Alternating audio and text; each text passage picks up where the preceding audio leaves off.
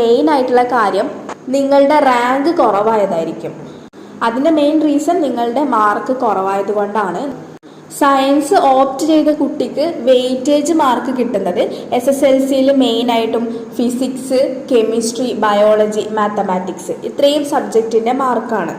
അപ്പോൾ നിങ്ങൾ ഈ വിഷയങ്ങളിൽ മാർക്ക് കുറവായിട്ടും സയൻസ് തന്നെയാണ് ഓപ്റ്റ് ചെയ്തതെങ്കിൽ ചിലപ്പോൾ നിങ്ങളുടെ റാങ്ക് കുറവായിരിക്കും.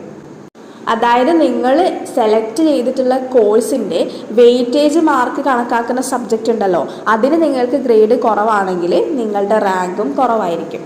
ഇതാണ് നിങ്ങൾക്കിപ്പോൾ കിട്ടാത്തതിൻ്റെ മെയിൻ ആയിട്ടുള്ള ഒരു റീസൺ. പ്രത്യേകിച്ച് മാർക്കെല്ലാം കുറവാണെങ്കിൽ 1-2 ഓപ്ഷൻസ് മാത്രമായിട്ട് ഒരിക്കലും കൊടുക്കരുത്.